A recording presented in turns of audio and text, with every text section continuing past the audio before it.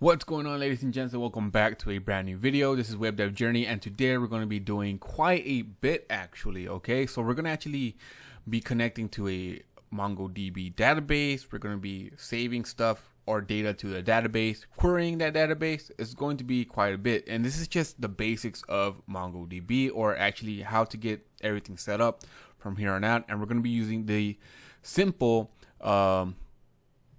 application that I talked about in the intro. We're going to be using that simple application, and we'll get into it more once we start coding. Now, before we start coding at all, I do want to give you a high level, this is very high level, very generic or general information on when and when not to use databases, or NoSQL and SQL databases. All right. So let's start off with the use cases where you should avoid document databases. First of all, if your data is already highly structured, maybe think of a tax system. Also, if data integrity is key and has to be enforced at any given time. So your data has to be consistent and has to be always consistent, okay? And here, again, consistency has to be enforced on a database level. So now let's get into the cases or use cases for document databases, all right? Or when to use document databases. So the data is maybe unstructured or semi-structured. Think about items in a shop, or maybe some metrics you get from different kinds of machines in a facility. If high write performance is key. All right, so as document databases or NoSQL databases don't have so many constraints when it comes to consistency, they don't have to do so many checks when they're writing data. And also, if you want to scale out, so again, NoSQL databases, because they don't have to maintain the consistency at any given time, they usually have very good subsystems that allow you to create database clusters where the load can be distributed to high number of hosts. Okay, like I said, this is just my high take or high level take on when and when you shouldn't use document databases. There are I don't want to save it. So that's gone forever now. All right, so let's get right into it. First of all, we do need to start up a Mongo service. Now, there are plenty of ways to do this. I'm actually going to be using Docker for this because I did a series on Docker. Might as well just use it, right? And plus, it's very easy to maintain with Docker. And don't worry, if you don't have Docker, you don't have to use Docker. You could do it on your local machine. Just start up the MongoDB daemon. If you don't have that, you could just get a cloud. Go into the cloud like MLab and just create a database right there. And I will have a link on how to do it on your local machine and also how to do it on the cloud if you want to do it that way. I'm doing Docker, so let's get to it with Docker. First of all, with Docker, I would want to pull down the Mongo image. Let's pull that down. And we're going to get the latest, as you saw right there.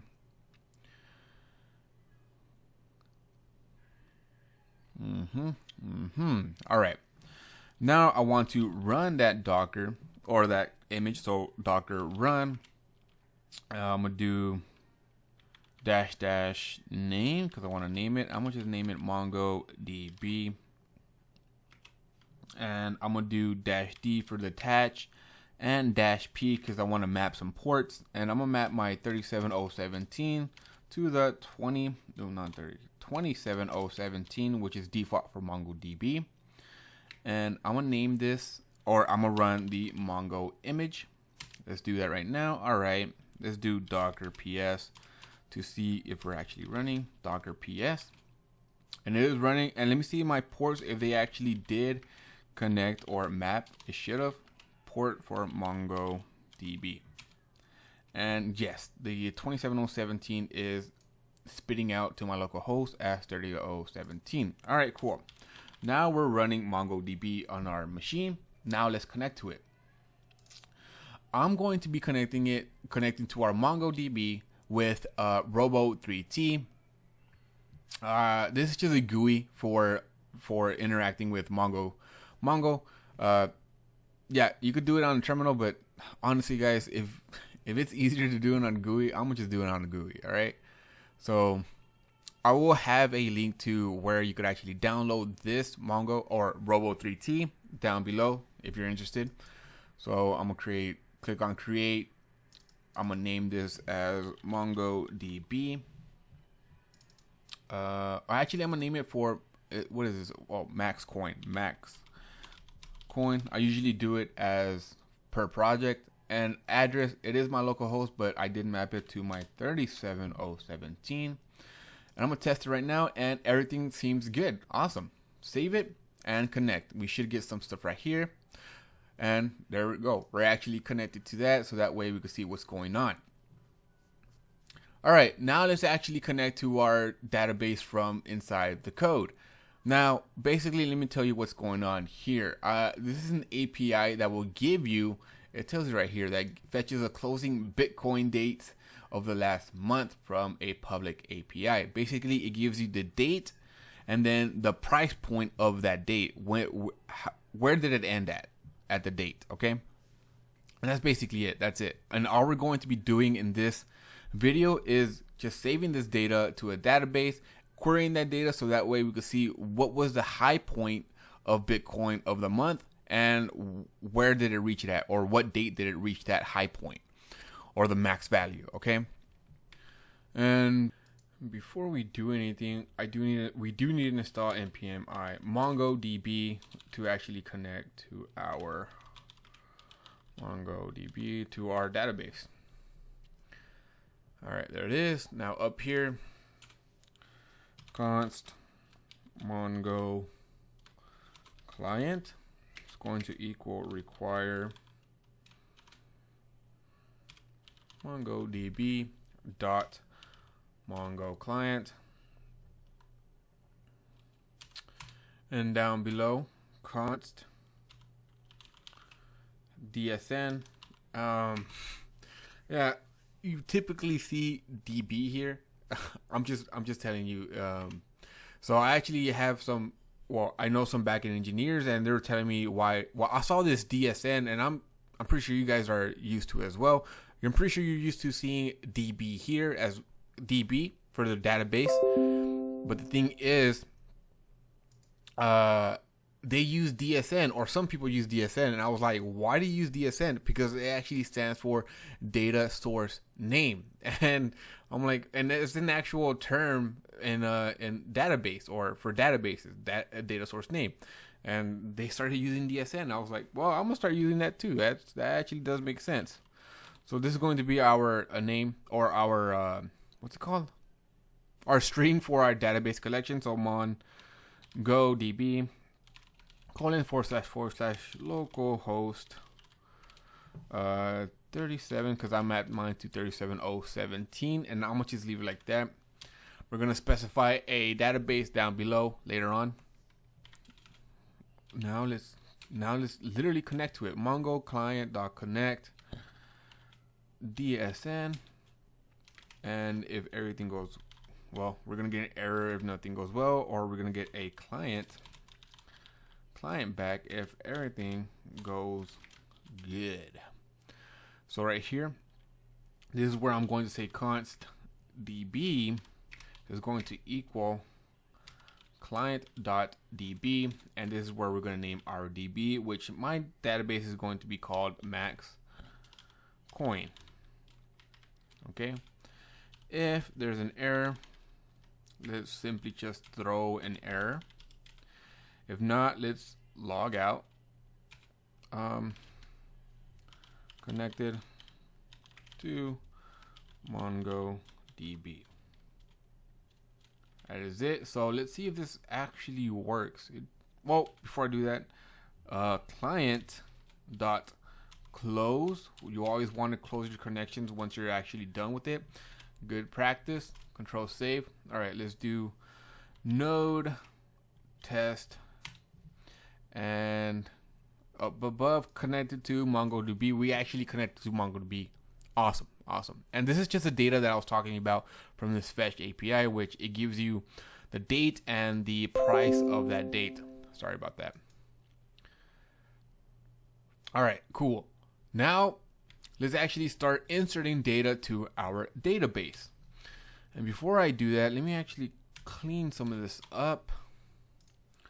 My functions are going to be up here, and this fetch is going to be inside of our .connect, because we actually want to fetch once we're literally connected to our MongoDB. I'm just put some asterisks here. Connected. Copy. Nope. Copy. Paste. All right, cool. So we actually want to fetch from the API once we're actually connected, so that way we actually have the data. So to enter data, I'm actually going to make a function that does that for us. So I'm going to call it insert MongoDB. And we're going to give it two arguments, a collection, and we're going to give it the data. So collection meaning what collection do you want to save the data, and well, the actual data. In here, oh, by the way, before we get to it, how are we going to save the data? Well, right now we're just giving a big ol' object with the data inside of it. Now what I want to do is actually save every individual key value pair in its separate field. So we're gonna have to actually do a for loop on this data, or the data object, right? So that's what we're going to be doing right now. And me explaining that is going to help you understand what I'm doing up here. I'm recreating a const, and it's going to be called promised inserts, and I'm going to just set that as an array, and you're going to figure out what this is exactly later on. I'll explain that in a bit. So to actually loop through that object, I'm going to do object.keys and pass in the data, which that data is literally this object right here. And then I'm going to do a for each, and then for every key that we get back, we're going to do something with that, right? So right here, this is where I'm going to pass in promise inserts dot push, and don't worry, I'm still not going to explain it right now because this is not going to make that much sense.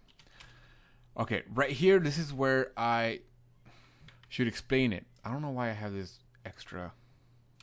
Okay, this is where I should explain it. Okay, so when you're actually inserting data into a MongoDB, it gives you a callback back, specifically a promise. It gives you a promise back, and since we're going to be pushing or inserting data into the database, we're going to get a promise back. Well, we're going to get multiple promises back because we're inserting more than just one data. We're inserting this data. I don't even know how many there are in here. I don't know. We're inserting 25 data. And the way, let me just write it down. Collection dot insert one. And what exactly are we inserting inside of the collection? Well, we're going to be inserting a date with the actual key. Oops. And the value that's inside of data and key. All right. Like I said, we're pushing literally this whole line inside of promised inserts, right? And this is going to give us a promise back. Now we're going to have a lot of these inside of here.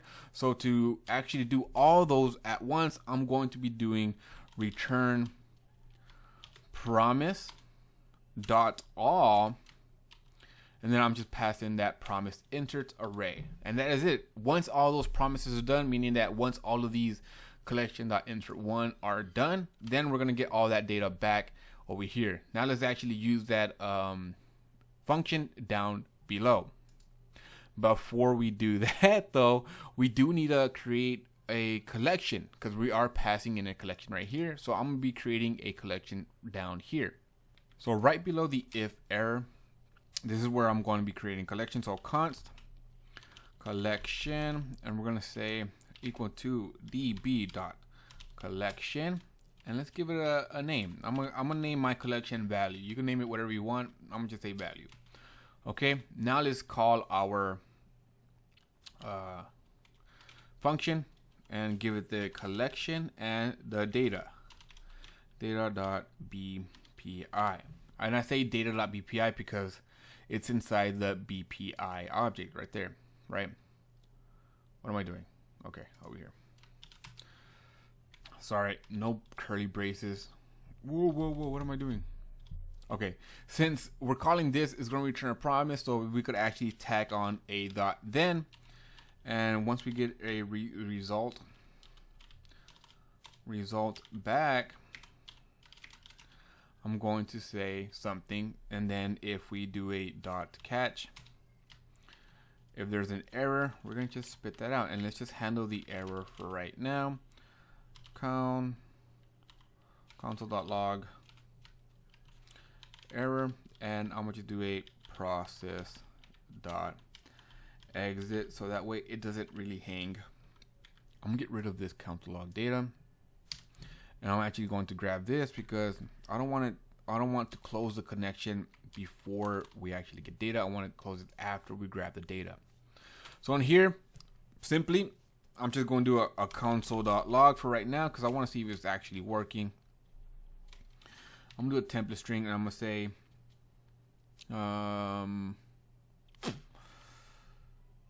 successfully added result dot length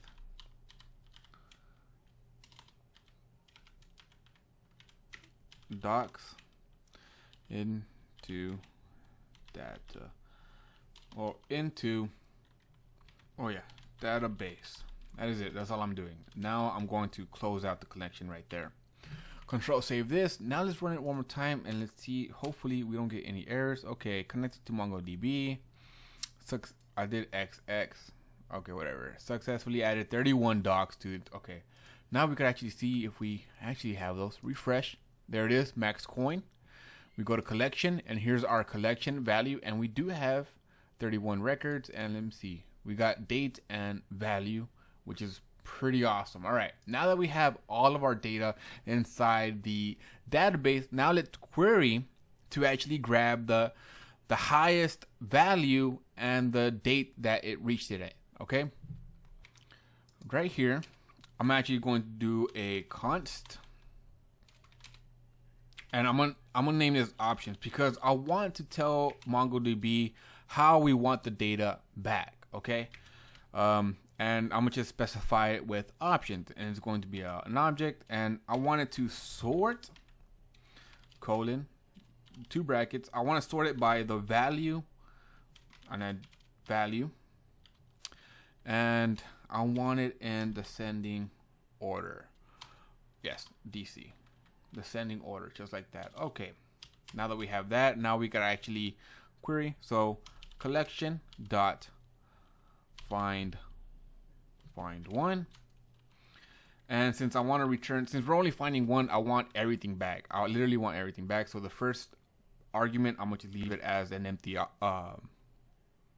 object. The second one is the options that we wanted, or how we want the stuff back. And third of all, if we get an error, awesome. If we get doc, even better. All right. And right here, I'm just log out. Template string. The highest value is, and then give it the value. No, the $sign. What doc dot value, and it was reached on, and then let's give it the date. Doc dot date, and then down here, this is where we need to get our this, and just move that sucker up 1. All right, cool. Control save now, and let's try it out. And the highest value is 9986, and it was reached on 508. Pretty cool. All right. Well, that was basically it for this video, guys. Let me actually recap. If you care about the recap, if you don't, just exit out. Thanks for watching. But for recap, all we did in this video was just the basics, right? We just connected, inserted some stuff in the database, and then queried it. We connected using MongoDB and the Mongo client, and here it is right here. And that's pretty much simple. The insert part is right here, where we actually do collection.insert1, and then inserted that one is going to return a promise, and we did multiple of these. That's why I said promise.all, and did that way. Now the query was down here where we actually created an options sort all, and this is where you probably get confused. This right here. So we did collection.find1, and then we're just leaving this first argument blank as an object, so that way we get everything back, even though everything is going to be that one document. And then our options, how we want that information back, and then error doc. And if we got everything correct, well, we're just constantly logging out the value, the highest value, and when it was reached, and then we're going to just close out our connection. It was the basics of this thing. Like I said, the simple application is just the basics. Now in the next video, we're actually going to mess around with the shop application, which is a little bit more advanced. So stay tuned for that, guys. And we're going to be using Mongoose for that. And we're just going to get that application right there is going to be the heavy part of this whole series. Okay, this is what you actually came in, because we're going to be using MySQL, Redis, and MongoDB on that one application. So stay tuned for that, guys. I hope you like this this short intro. Not really intro, but this short basic video. I'll leave links down below on where you can find how to do or how to run localhost or MongoDB on your local host, or actually do it on a cloud server. Yeah, thank you guys, and I will see you in the next video. Like, comment, subscribe, please. Thank you.